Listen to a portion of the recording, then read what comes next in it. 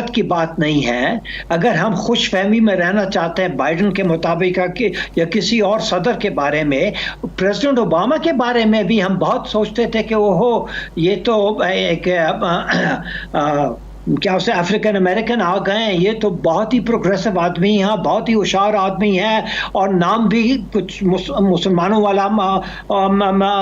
नाम है, इसकी हमदर्दियां, उसके दोस्त भी चंद पाकिस्तानी भी थे, आ भी चुके थे पाकिस्तान, लेकिन अपने होते हुए इन्होंने पाकिस्तान के साथ, मुसलमानों के साथ क्या दोस्ती दिखाई? कुछ भी नहीं, जीरो बटा जीरो। कि ये मुसलमान को एक प्रॉब्लम समझते हैं, और अगर मुसलमान जो है घुटना टेकता है, सरे तस्लीम खम करता है, तो फिर वो। सर, OIC का भी इजलास हुआ, रिवायती मजम्मती करारदाद जो है ना वो मंजूर की गई। क्या ऐसी रिवायती मजम्मती करारदादें फ़लस्तीनियों के मसाइल हल कर सकती हैं सर?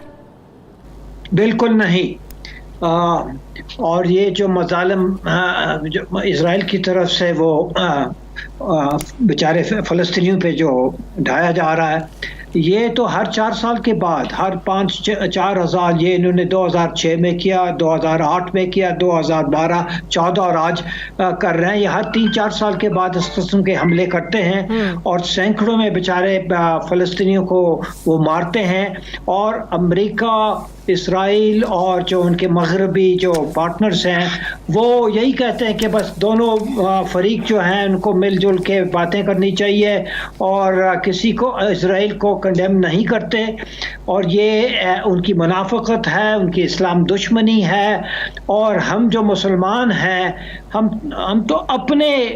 ख्याल नहीं रख सकते हैं, तो बेचारे दूसरे जो हैं, चाहे कश्मीरी हो, फ़लस्तीनी हो और मुसलमान हो, तो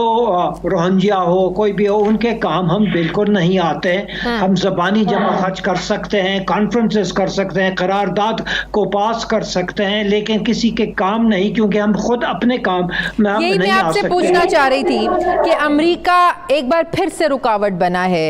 इसराइल के खिलाफ मुश्तरका एलामिया जारी नहीं होने दिया गया सलामती काउंसिल के इजलास में। क्या आलमे इस्लाम मिलकर भी, मुस्लिम ममालिक मिलकर भी अमेरिका को इन्फ्लुएंस नहीं कर सकते सर? अगर वो यकजा होते तो ये कर सकते थे, लेकिन आप देखें इस्लामी दुनिया भी वो मुनक़सम है। अरबों और ईरानियों के दरमियान लड़ाई है, कभी तुर्की के साथ उनकी मतलब वो इख्तलाफात होते हैं, तो किसी मौजू पे मिल जाते हैं और रस्मी तौर पे वो यकजा होकर बयान देते हैं, लेकिन उनके आपस में कोई सही मानों में वो इत्तेफाक नहीं पाई जाती है। तो वो और 70 साल की गलत हुक्मरानी की वजह से, जिसमें हम भी शामिल हैं और अरब दुनिया भी, सिवाय चंद के जैसे मलेशिया हो, तुर्की हो और काफ़ी हद तक ईरान हो, इनके अलावा तो हम अपने ही बैड गवर्नेंस के शिकार हैं। हमारी ताकत नहीं है। और वैसे भी अमेरिका जो है और इजराइल आइडियोलॉजिकली, नज़रियाती लिहाज से भी वो इस्लाम दुश्मन है, और वो फॉरेन टेररिज्म के तहत वो इस्लाम के साथ ये एक मुहिम चला रहे हैं। इस्लामोफोबिया के बारे में जो हम बात करते हैं, लेकिन वो इस्लाम, जब तक हमारी कारकर्दगी ऐसी नहीं होगी कि दुनिया हमारी कदर करे, उस वक्त तक इस्लाम फोबिया जो है वो रहेगा, क्योंकि वो समझते हैं कि ये सारे फेलशुदा मुमालिक हैं। आपको लगता है कि दुनिया अब 2 ब्लॉक्स में तकसीम हो रही है सर ऐसे इश्यूज को लेकर? 2 ब्लॉक्स में तो, या 3 ब्लॉक्स में, जितने भी ब्लॉक्स हों, अमेरिका कि ये अगर बड़े तनाज़र में देखा जाए तो अमेरिका के जो कंपटीशन है वो चीन और रूस के साथ है, बतौर ख़ास चीन के साथ। तो अफ़गानिस्तान में भी जो हो रहा है, और अभी ये मशरक़ वस्ती में भी जो हो रहा है, दरअसल उसका कॉन्टेक्स्ट जो है ये इमर्जिंग कोल्ड वॉर, जो कि हॉट वॉर बन सकता है चीन के साथ, क्योंकि अमेरिका को अभी ये बहुत ज़्यादा शदीद एहसास हुआ है कि अगर हम लड़ते नहीं चीन के साथ अगले 10 साल में, तो चीन हमसे इस कदर आगे निकल चुका होगा कि हम उनसे लड़ नहीं सकेंगे। अभी हाल ही में मार्स पे चीन भी उतरा है और इस कदर दचका मिला है अमेरिका को, क्योंकि वो तो दुनिया को हर दिन टीवी पे, और उनका कमाल का अचीवमेंट है अमेरिका का, बेशक। लेकिन साथ साथ, और मैं आपको कह रहा हूं कि बाकी दुनिया में लोग इस कदर खुश हुए जब ये खबर आई कि चीन ने भी वो मार्स के जमीन पे उतरे और तस्वीर लेने लगे हैं, तो अमेरिका को ये खदशा है कि क्योंकि अमेरिका वो अपनी सैतरत, अपनी ग्लोबल हेजेमनी को वो बरकरार रखने की कोशिश में है, और इसराइल उनका जो ऑफशोर मिलिट्री बेस है वो अक़लीमी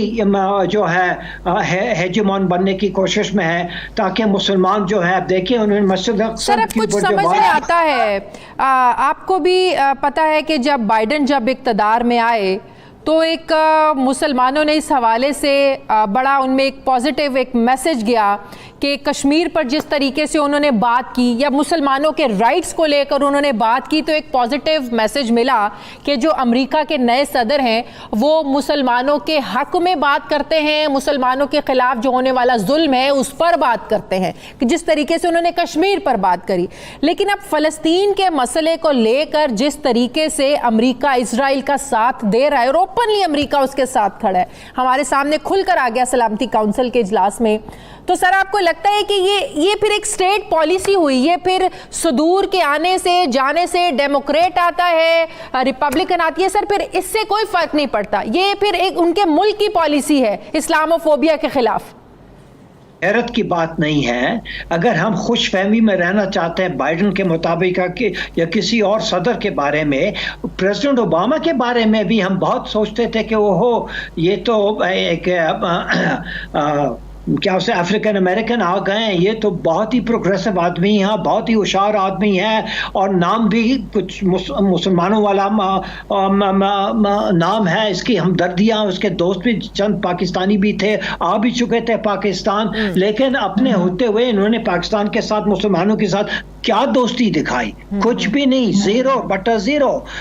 तो ये उम्मीद रखना कि कोई अमेरिका का सदर आएगा और वो अपनी पॉलिसी ये देखें, इनके ये मुसलमान को एक प्रॉब्लम समझते हैं,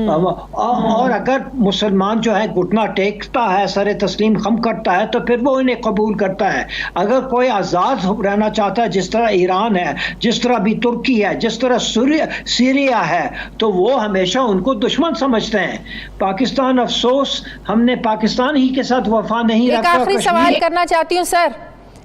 जिन मुस्लिम ममालिक ने इसराइल को सिफारती सतह पर तस्लीम किया है, आप नहीं समझते कि उन्हें जो है ना वो चले ताल्लुकात ख़त्म नहीं, इस लिहाज से एटलीस्ट सस्पेंड तो कर सकते हैं एहतजाज के तौर पे? नीयत बिल्कुल नहीं है, ये बिल्कुल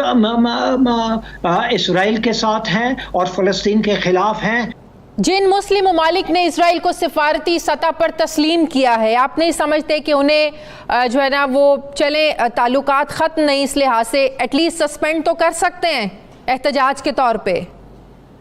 नीयत बिल्कुल नहीं है, ये बिल्कुल